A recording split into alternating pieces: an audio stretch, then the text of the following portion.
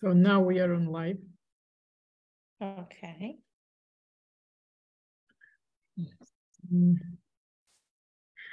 Live-ზე ვარ, რამდენი წუთი, 1-2 წუთი ტრადიციულად მოვიცადოთ, სანამ შემოგვიერთდება მაყურებლები, განსაკუთრებით თემით დაინტერესებული მშობლები. So we just wait for a couple of minutes before our audience can join us. Hold on, one more minute.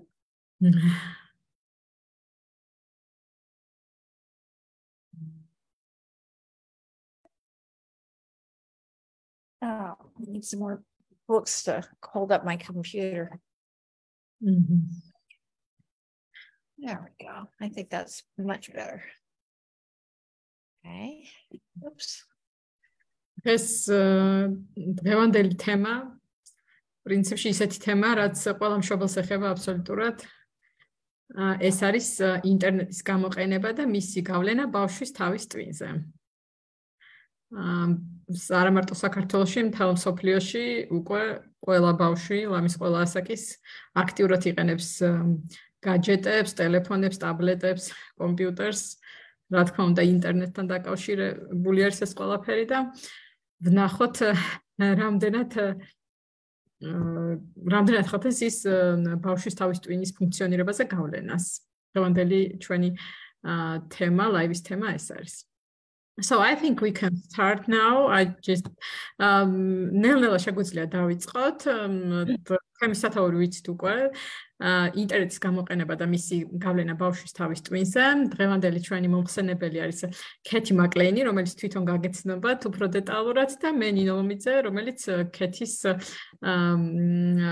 ვთარგმნი ქართულად, ასე ვთქვათ. So Kathy, we can start now and you can start introducing yourself. Okay. Gamajubit. My name is Kathy McLean, and I'm one of the founders of McLean Association for Children. I'm an American educational psychologist and have lived in Georgia for 20 years. მოგესალმებით, მე ვარ ქეთი მაკლეინი, მე ვარ ერთ-ერთი დამფუძნებელი მაკლეინის ასოციაცია ბავშვებისთვის საქართველო. მე ვარ განათლების ფსიქოლოგი და დაახლოებით 20 წელია უკვე ცხოვრობ საქართველოში. One of our missions at McLean Association for Children is to educate parents about issues related to their children's education and development. And today I will discuss issues related to the internet usage and how it affects your child's brain. ჩვენი მისია ერთ-ერთი მნიშვნელოვანი მისიას წარმოადგენს მშობლების განათლება, ბავშვის განათლებასა და განვითარებასთან დაკავშირებით და დღეს ვისაუბრებ ერთ-ერთ ესეთ მნიშვნელოვან ფაქტორზე, რომელიც ბავშვის განვითარებაზე ახდენს გავლენას, ეს არის ინტერნეტის გამოყენება. Everyone knows that technology has changed our lifestyle, much of it for the better. But as parents, we worry about our children and our teenagers' needs for video games, texting, and social media. And how it's influencing their physical, psychological, and developmental functioning. ყველამ ვიცით, რომ ტექნოლოგიამ შეცვალა ყველა ჩვენი ცხოვრება, მაგრამ ყველა მშობელი და მშობლები დარდუხ იმაზე, თუ ეს ტექნოლოგია როგორ გავლენას ახდენს ბავშვებზე, მათ ფიზიკურ თუ მეგონებრივ განვითარებაზე, მათ ცხოვრების სტილზე და ესე ვთქვათ, მნიშვნელოვანი საკითხი არის ყველა ჩვენთაგანისთვის. There's a lot of concern today about the internet. You've all read or heard about cyberbullying, inappropriate access to the internet sites, online predators, damaging reputation, and the emotional impacts such as depression, lack of sleep, and social isolation. დღესდღეობით ანუ ინტერნეტთან დაკავშირებით ძალიან ბევრი შფოთვა არის წარმოშობილი და ყველას რა თქმა უნდა გსმენიათ კიბერბულინგის შესახებ. ინტერნეტ სივრცის არასწორი გამოყენების შესახებ, მაგალითად როგორიც არის მიუღებელი კომუნიკაცია ბავშვებთან უფროსების მხრიდან, ონლაინ ბულინგი, ესე ვთქვათ, და ის ზეგავლენა, უარყოფითი ზეგავლენა, რასაც ინტერნეტი ახდენს ბავშვის ემოციურ მდგომარეობაზე, მაგალითად ხშირი არის დეპრესიები, შფოთვითი აშლობები და ასე შემდეგ. And sometime if you would like me to talk about those issues, I will. But this time I'm only talking about something else. I'm not talking about those subjects today. თქვენ თუ უფრო დეტალურად დაგაინტერესებთ ეს ინტერნეტთან დაკავშირებული საფრთხეების საკითხი, ამაზე შემიძლია ესე ვთქვათ ცალკე ლაივის დროს განვიხილო, მაგრამ დღეს ამ საკითხებს არ შევეხებით სხვა საკითხს. Instead, what I'm going to talk about today is how the internet usage actually affects your brain and nothing else. For example, I'm going to talk about how it affects your attention span, how it affects your intelligence, and also how it affects creativity. და დღეს კონკრეტულად რასაც ვისაუბრებ, ეს არის არა ვთქვათ ინტერნეტისთან დაკავშირებული საფრთხეები, არამედ კონკრეტულად ინტერნეტი რა გავლენას ახდენს თავის ტვინზე, თქვენ თავის ტვინზე, თქვენი შვილების თავის ტვინზე, ყურადღების კონცენტრაციის უნარზე, ინტელექტუალურ უნარებზე, კოგნიტურ უნარებზე და შემოქმედებით უნარებზე. This is not going to surprise you if you have children. But the average attention span today for young adults is only 5 minutes. 10 years ago, it used to be 12 minutes. ეს ახლა მე რასაც ვიტყვი, ნამდვილად არ გაგიკვირდებათ, გასაკვირი არ იქნება თქვენთვის. მაგალითად, ყურადღების კონცენტრაციის მოცულობა დღესდღეობით ბავშვებისთვის არის მოზრდილებისთვის არის ესე ვთქვათ 5 წუთი, მაშინ როცა რამდენიმე დაახლოებით 10 წლის წინ ეს იყო 12 წუთი. How can our attention span be less than half of what it used to be? What's changed? Of course, it's been the internet. და როგორ მოხდა ისე, რომ ჩვენი ყურადღების კონცენტრაციის მოცულობა განახევრდა? რა მოახდინა ეს გავლენა? ესეც რა თქმა უნდა ინტერნეტი. I know myself, when I sit around with people that are my age, we sit, we talk, and we can talk for hours. But when I sit together with my children who are in their 40s, after about 5 minutes, they're on their phone, they have to do something. And so I see it myself, and I'm sure all of you sitting out there also see that. მაგალითად, ხა მე როდესაც ჩემი ასაკის თანატოლებთან ერთად ვზივარ, შემიძლია დაახლოებით საათობით ვისაუბროთ, ისე რომ თქვა ტელეფონს არ მოვკიდავ ხელი. მაგრამ მე როდესაც ჩემ შვილებთან ერთად ვზივარ და ისინი დაახლოებით არიან 40 წლის ასაკში, 5 წუთი არ გავა ისე რომ თავის ტელეფონს არ დახედონ, ან რაღაცა საქმე აქვს გასაკეთებელი, ან რაღაც შეტყობინება მოვიდეთ და ყოველ 5 წუთში ფაქტიურად ამოწმებენ ტელეფონს. და თქვენც უმეტესობას ეს გამოცდილება გექნებათ. The constant stimulation, digital stimulation is one of the primary reasons why a children's attention span is getting shorter. მუდმივი სტიმულაცია, რომელსაც ბავშვები ტექნოლოგიებისგან იღებენ, არის მთავარი მიზეზი იმისა, თუ რატო შევიწროვდა ასე ბავშვების ყურადღების კონცენტრაციის მოცულობა. Another reason for a reduced attention span is how information is being presented to students. With the advent of the internet, students have been used to receiving information in small, bite-sized pieces, such as one-line text messages or 7 seconds TikTok videos.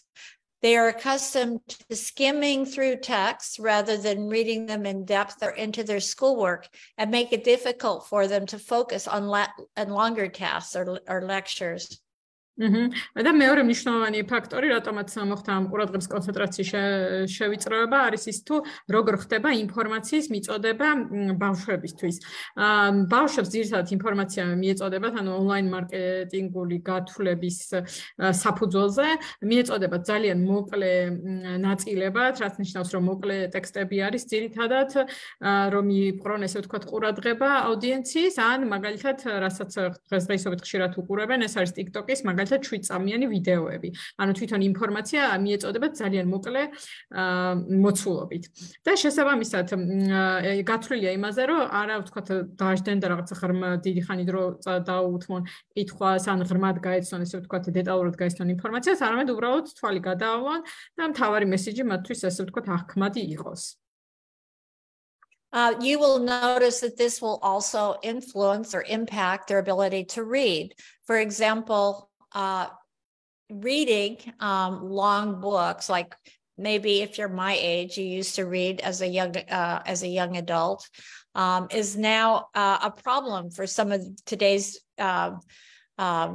young people, because a book requires hours and hours of reading. And if people are on the computer a lot, they're used to very small bits of information at a time, and they get much more easily bored reading a book. ეს ასე გავლენას ახდენს კითხვის უნარზე, იმიტომ რომ თუ გავახსენებთ მაგალითად წიგნების დროს, თქვათ, როდესაც იყო თქვათ რამდენიმე წლის წინ, როცა უკითხულობ თქვათ მშობლები, როცა კითხულობდნენ წიგნებს, წიგნის წაკითხოს სჭირდება საათები. ესე ვთქვათ, რომ იკითხო საათები და მე რამდენიმე დღე ან რამდენიმე თვის შეიძლება გაგრძელდეს მოცულობის მიხედვით, რომ დაასრულო. და ბავშვები ხა დღესდღეობით, რადგანაც მიჩვევა დიდ დროს ატარებს, ესე ვთქვათ, კომპიუტერთან და სხვა ეგრეთ წოდებულ გაჯეტებთან, ისინი მიჩვეულები არიან ძალიან მოკლე ტექსტების კითხვას. შესაბამისად, მათთვის ის რომ დააჯდნენ და კითხვის პროცესს დაუთმონ საათები არის საკმაოდ რთული. There's been a lot of research about the brain and internet, and there's a lot of research that suggests that a high frequency of internet use is linked to killing off brain cells. ძალიან ბევრი კვლევა არის დღესდღეობით ჩატარებული, რომელიც ეხება ინტერნეტის გამოყენებასა და თავის ტვინის ფუნქციონირებას შორის და ბევრი კვლევა ადასტურებს, რომ მაღალი ინტენსივობით ან მაღალი სიხშირით ინტერნეტის გამოყენება კლავს თავის ტვინის უჯრედებს. Especially those cells linked with the development of multitask thinking, language, and attention control. და განსაკუთრებით იმ უჯრედებს, რომლებიც პასუხისმგებელი არის სხვადასხვა უნარის სხვადასხვა აქტივობის ერთდროულად შესრულებაზე, multitasking-ს, რასაც ვეძახით, ყურადღების კონცენტრაციაზე და მეტყველებაზე. There's research that on preschoolers that suggests that watching more than 2 hours of TV or being on any kind of digital information more than 2 hours a day shows delays in attention, thinking, language, and social skills. არსებობს კვლევა, მაგალითად, რომელიც ამბობს, რომ განსაკუთრებით სკოლამდელი ასაკის ბავშვებში, როდესაც ისინი 2 საათზე მეტ დროს ატარებენ კომპიუტერთან ან ტელეფონთან, მათი მეტყველების განვითარების უნარი, ყურადღების კონცენტრაციის უნარი ბევრად ჩამორჩება მათ ასაკობრივ ნორმას. In fact, there's not just one study. There's many studies that suggest that that demonstrate the impact of frequent internet use on the brain. It actually can change if you have more than 7 hours a day of internet use. It actually impacts the lining of certain parts of the brain. ერთი კვლევა არის, ანუ ძალიან ბევრი კვლევა არის, რომელიც ამბობს, როგორ გავლენას ახდენს ინტერნეტის ხშირი მოხმარება თავის ტვინზე და აი მაგალითად თუ ისე ხდება, რომ 7 საათს ან მეტს დაახლოებით 7 საათს უთმობ ატარებ ინტერნეტთან, კვლევები ამბობს, რომ ეს გავლენას ახდენს იმ ხრივად, რომ თავის ტვინში ნერვულ უჯრედებს შორის კავშირი, რომელიც არის სხვადასხვა წრეებით დამყარებული, ამ კავშირების ცვლილებაც არის, ესე ვთქვათ, დაფიქსირებული. Now, the internet gives us a lot of information. That is one of the good things about the internet. We have access to anything we want to learn. კარგი ფაქტორია, ვთქვათ, ინტერნეტთან დაკავშირებით არის ის, რომ ინტერნეტი გვაძლევს ძალიან ბევრ ინფორმაციას, ანუ ნებისმიერ ინფორმაციაზე შეგვიძლია გქონდეს წვდომა, რაც გვაინტერესებს და გვჭირდება. However, there is research that suggests watching too much internet or digital information impacts creativity in children. ასევე არსებობს კვლევა, რომელიც ამბობს, რომ დიდი დოზით, ესე ვთქვათ, ინტერნეტის მოხმარება გავლენას ახდენს ბავშვებში შემოქმედებით უნარებზე. Now, there's two different types of creativity. One type of creativity is what I call structured creativity, such as playing chess or playing a digital game or playing cards where there are rules how you do things and you have to problem solve.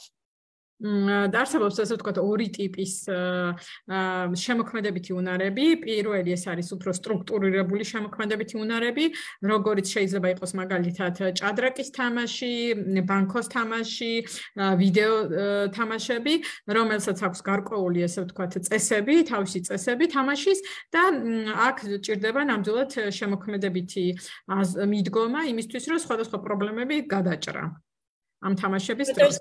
But there's another type of creativity that's very important. It's the kind of creativity that's not structured. When you were a child and you were daydreaming, staring out the window in school, or sitting bored in your room, and you start thinking about daydreaming, about living in castles, or being in soldiers, playing, that is what's called unstructured creativity. და არსებობს მეორე ტიპის შემოქმედებითობა, რომელიც არის ასევე ძალიან მნიშვნელოვანი, მაგრამ არის არასტრუქტურირებული, რაც გულისხმობს მაგალითად, როდესაც ბავშვობის ასაკში ყველას ქონია გამოცდილებაში, რომ ფანჯრიდან რო იყურები და ვთქვათ ოცნებებში ხარ წასული. და ამ დროს შეიძლება ფიქრობდე, რომ როგორ ცხოვრობ მაგალითად სადმე კოშკში, ან ვთქვათ ხარ ჯარისკაცი და ვთქვათ რაღაცა იმაში ხარ ჩართული და ასე შემდეგ. ეს ყველაფერი არის არასტრუქტურირებული, ესე ვთქვათ, შემოქმედებითი აზროვნება. That is the type of creativity. People who have that type of creativity are the people who go on to do great things. You will find that people who are exciting leaders and people who invent things like Google or Facebook, those people have that kind of, we call it think outside the box creativity. They don't have, it's not just structured creativity, but they can imagine things by themselves. მეორე ტიპის შემოქმედებითობა, რომელიც არის არასტრუქტურირებული, არის ძალიან მნიშვნელოვანი, იმიტომ რომ ის ადამიანები, ვისაც ეს შემოქმედებითობა კარგად აქვთ განვითარებული, ძალიან ბევრი სარგებლის მომტანები არიან, ესე ვთქვათ, საზოგადოებისთვის, მაგალითად ძალიან ესეთი კარგი ლიდერები, ასევე ის ადამიანები, ვინც ბევრი სხვადასხვა აღმოჩენა გააკეთა, ან სხვადასხვა ახალი პროდუქტი შექმნა, როგორიც არის მაგალითად Google, Facebook-ი, ესეთი ამ ადამიანებს, ესე ვთქვათ, ეს მეორე ტიპის შემოქმედებითობა ძალიან კარგად აქვთ განვითარებული და როგორც ამობენ ხოლმე, შეუძლიათ ესე ვთქვათ, უფრო განსხვავებულად იფიქრონ. A research study shows that not having immediate gratification can help, it can really limit our creativity as we spend more time if we spend more time without immediate gratification, that like what the internet provides, this allows our minds to wander. Having our minds wander is very, very important for this type of creativity that I'm talking about in daydreaming. მაგალითად ინტერნეტი გვაძლევს იმის საშუალებას, რომ ძალიან უცბად მივიღოთ დაკმაყოფილების განცდა, იმიტომ რომ ვთქვათ მივიღოთ ის რასაც ვეძებდით, ან ის ინფორმაცია, რაც გვაინტერესებდა, ან რაღაც ვიზუალური მასალა.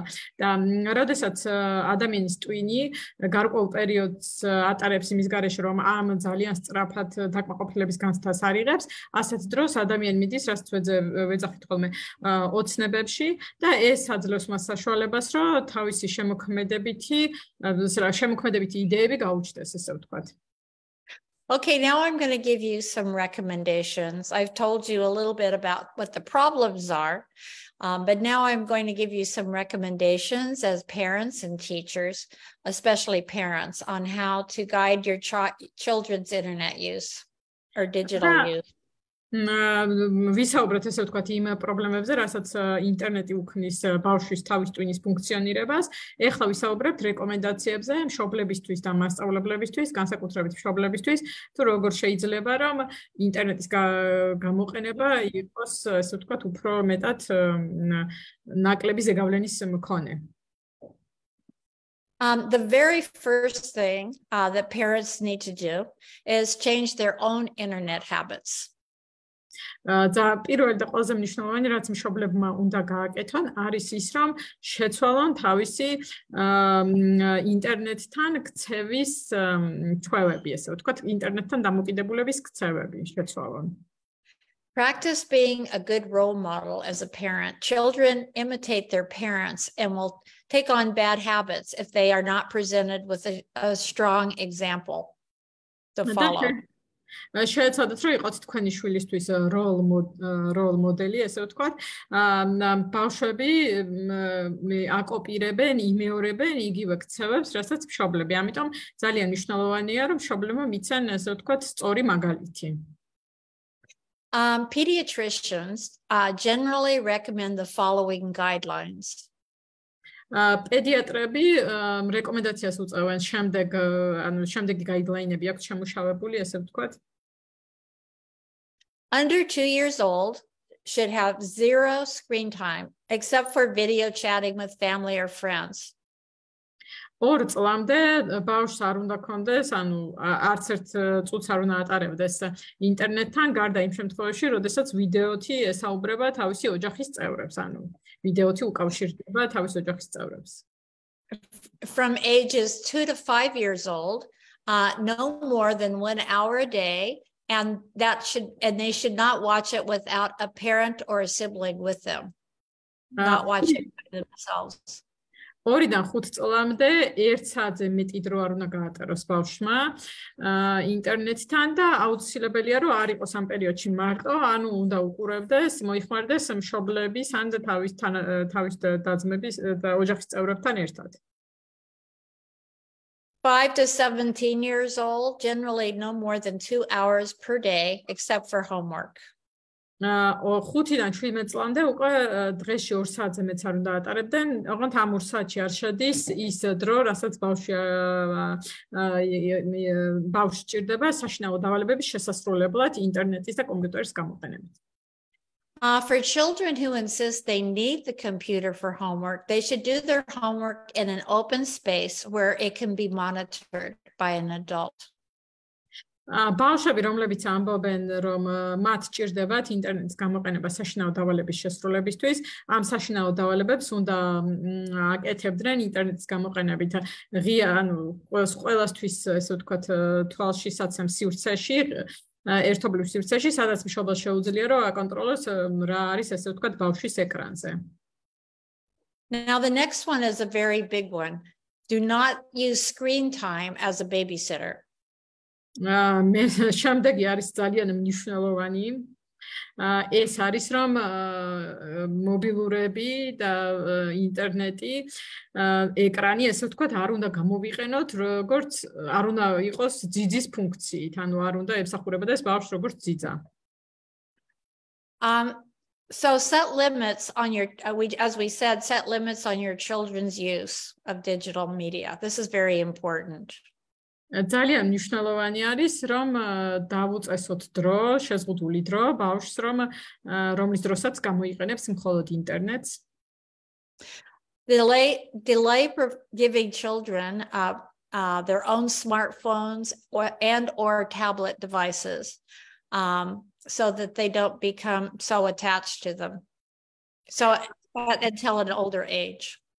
შეეცადეთ რომ რაც შეიძლება გვიან ასაკამდე არ უყიდოთ ბავშვს საკუთარი მობილური ან ტაბლეტი, სადამდე შეძლებთ, ესე ვთქვათ, გაწელეთ ეს დრო, რომ რაც შეიძლება გადაავადოთ, ესე ვთქვათ, მათი ტექნოლოგიებთან ან მობილურთან მიჯაჭვულობა. Please teach polite habits for using technology at home and at school. For example, no technology at the dinner table or before going to bed. And in social interactions. ასწავლეთ, ესე ვთქვათ, ინტერნეტის გამოყენების, ესე ვთქვათ, კულტურული წესები, რაც გულისხმობს იმას, რომ მაგალითად სადილის დროს, როდესაც ოჯახი სადილობს ერთობლივად, არ უნდა გამოიყენოს ბავშვმა ინტერნეტი, ასევე არ უნდა გამოიყენოს ბავშვმა ტელეფონი ძილის წინ, ან როდესაც მაგალითად სტუმრები არიან და ან სხვა სოციალური ინტერაქციის დროს. Do not let your child go to bed with the phone in his room until he's in his late teens and he demonstrates that he can take responsibility for having that phone in his room, meaning that he's not going to stay up and watch it all night. არ მიცეთ ბავშვს საშუალება რომ შეიტანოს ტელეფონი თავისთან ოთახში დასაძინებლად სანამ ესე ვთქვათ უფრო გვიან თინეიჯერულ ასაკს არ მიაღწევს ანუ მანამ სანამ არ დავწმუნდებით რომ მას შეუძლია ესე ვთქვათ პასუხისმგებლობა აიღოს როგორ გამოიყენებს ამ ტელეფონს რომ დარწმუნებული ვიყოთ რომ ბავშვი მთელი ღამეს არ გაათენებს ტელეფონის ყურებაში. This is all I'm going to talk about today. I know it's lots of information I could talk about, and I have only a short period of time. However, if you have questions, I'm very happy to answer them. ამ ინფორმაციის გაზიარება მინდოდა დღეს თქვენთვის, ვიცი რომ ძალიან ბევრი ინფორმაცია მოკლე დროში და ეს დროც ესე ვთქვათ შეზღუდული იყო ჩვენთვის და თუ გაქვთ შეკითხვები, სიამოვნებით გიპასუხებთ. Is there any questions? Is it going to come online or we're just supposed to be talking? Yeah, so we should no, we don't have questions. Oh, okay. I said, what's in the chat? Okay. No, it says no. We don't have questions. Oh, okay. That's right. Okay. In that case, I know that the internet is a very difficult subject because all of us are very guilty, including myself, of using too much internet. I personally have to work very hard at not using the computer when I have just nothing to do. However, boredom is very good for kids.